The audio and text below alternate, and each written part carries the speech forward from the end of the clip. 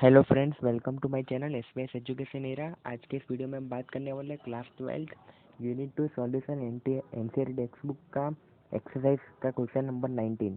काफ़ी देखिए फ्रेंड्स, ये काफ़ी इंपॉर्टेंट क्वेश्चन है, आपके 4 मार्क में आने के चांस सबसे ज़्यादा है, इसलिए हम स्टेप बाय स्टेप डिटेल में इसको पढ़ेंगे। अगर आपको कोई भी डाउट हो तो मेरी एक सजेशन है कि आप ये वीडियो 2-3 बार देख लीजिए, क्योंकि ये काफ़ी इंपॉर्टेंट सम है। मैंने भी ये 5-6 बार सॉल्व किया था, तब उसकी मेथड मुझे समझ में आई थी। तो चलिए शुरू करते हैं।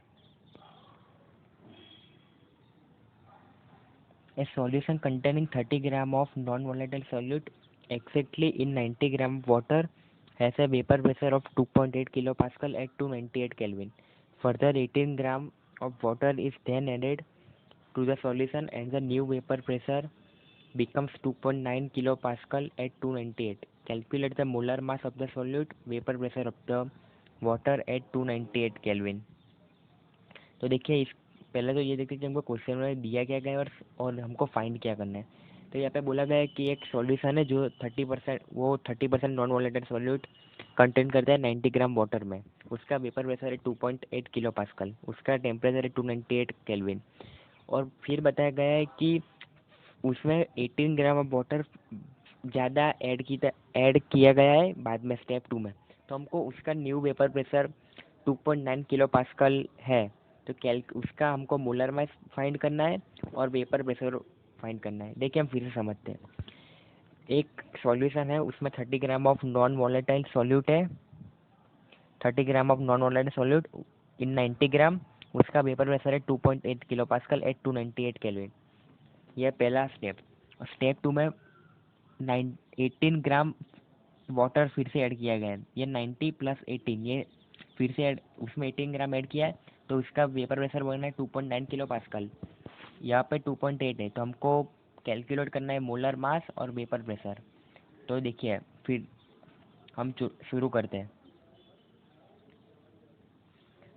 Given that W2 = 30 gram, W1 = 90 gram, M1 = 18 gram, P01 = dash. तो मोल का formula N = W/N, therefore N1 = W1/M1 = 90/18 = 5 मोल। P = 2.8 kilo pascal. अब ये हमारा फॉर्मूला है राउल्स लॉ का, P01 - P/P01 = x2। तो हम डिवाइड बाई P01 दोनों को सेपरेट न्यूमरेटर दे देंगे। तो P01/P01 -P/P01 x2। देयरफॉर ये तो 1 हो जाएगा। अपन P/P01 N2, x2 को हम लिख सकते हैं N2/N1 + N2। ये हमने मोल फ्रैक्शन की थियरी में पढ़ा था। अगर आपको वो वीडियो चाहिए तो उसकी लिंक भी आपको प्लेलिस्ट में मिल जाए, सॉरी डिस्क्रिप्शन बॉक्स में मिल जाएगी, आप वहाँ से देख सकते हैं। Therefore 1 - P/P01 = N2/N1 + N2। Therefore 1 - P01 = 30/M। अब हम N2 को क्या लिख सकते हैं, W2/M2। तो W2 हमको पता है 30 और M2 हमारा M है, अपन 5। N1 का क्या है 5, हमने फाइंड किया 5 मोल प्लस 30/M। तो देयरफॉर 1 - इसको LHS में ले जाएंगे और P/P01 को RHS में। तो 1 - 30/M/5 + 30/M = P/P01। Therefore 5 + 30/M - 30/M/5 + 30 + M, ये कैल्शियम ले लिया P/P01। Therefore P/P01 = 5/5 + 30/M। Therefore P/P01 = 5/30 5M + 30/M। Therefore P/P01 = 5M/5M + 30। अब देखो यहाँ पे P01 P/P = 5M + 30/5M। Therefore P01, अब P की वैल्यू क्या है 2.8, ये क्वेश्चन में प्रोवाइड की गई है।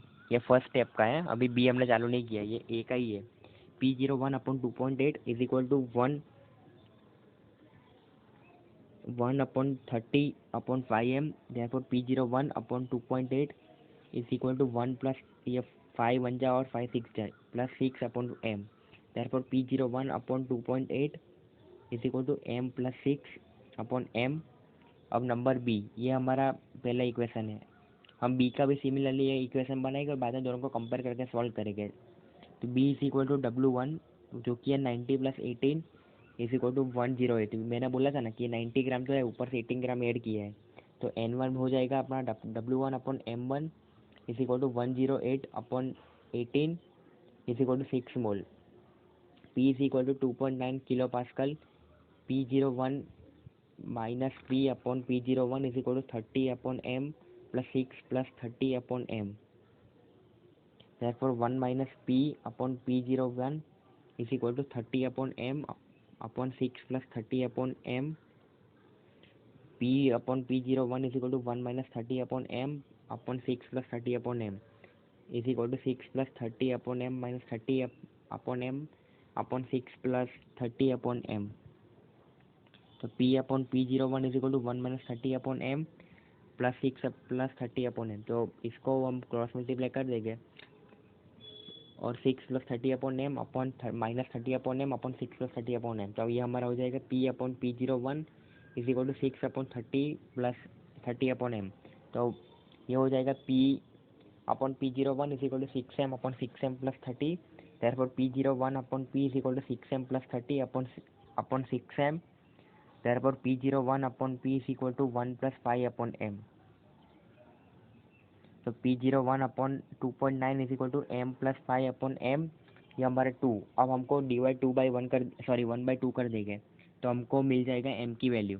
तो now divide 1/2 respectively. therefore P01/2.8 upon P01/2.9 is equal to M + 6/M M + 6 M + 5/M। M से M कट हो जाएगा, P01 से P01 कट हो जाएगा। therefore 2.9/2.8 is equal to M + 6/M + 5। तो 2.9/2.8 is equal to M + 6/M + 5। therefore 2.9 into M + 5 is equal to M + 6 into 2.8। तो 2.9M + 14.5 is equal to 2.8M + 16.8।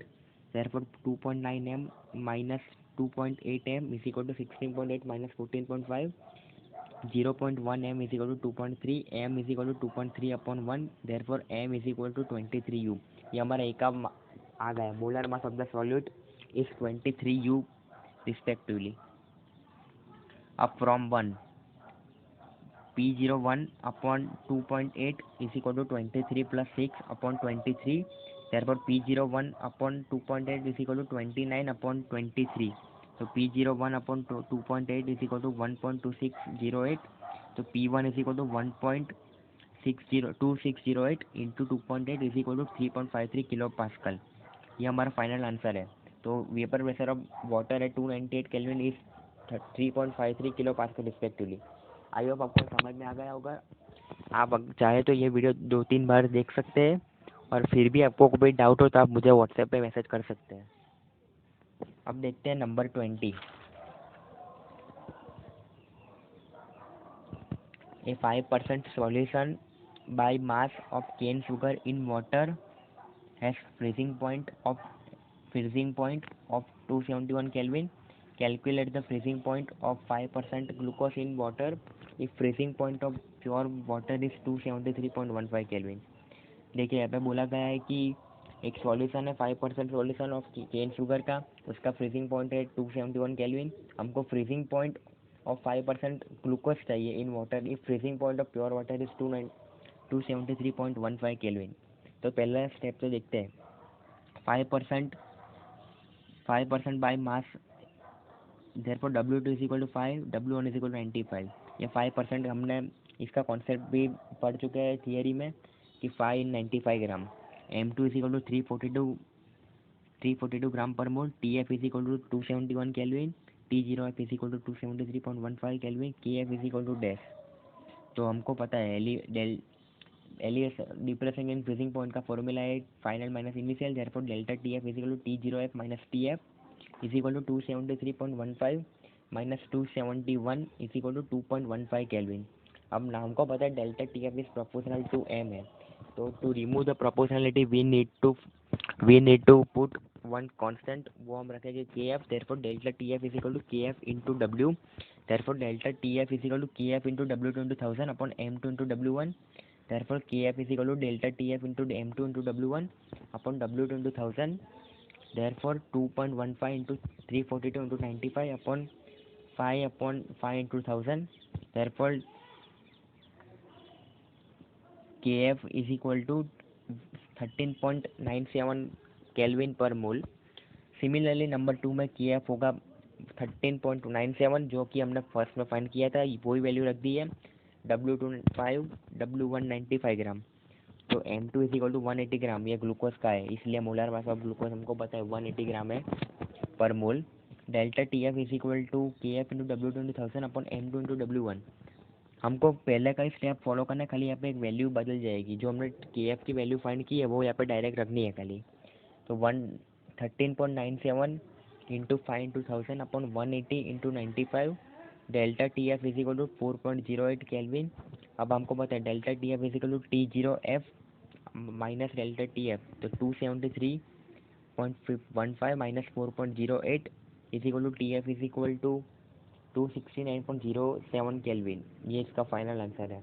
I hope आपको समझ में आ गया होगा। अगर आपको कोई भी डाउट है तो प्लीज़ कमेंट करके ज़रूर बताएं, और साथ ही साथ हमारे चैनल को सब्सक्राइब कर दीजिए, क्योंकि एक वीडियो बनाने में तकरीबन 1 घंटा लगता है। प्लीज़ मेरी हार्ड वर्क को अप्रिशिएट करने के लिए चैनल को सब्सक्राइब कर दीजिए और ज़्यादा से ज़्यादा अपने फ्रेंड को शेयर कीजिए। Thanks for watching.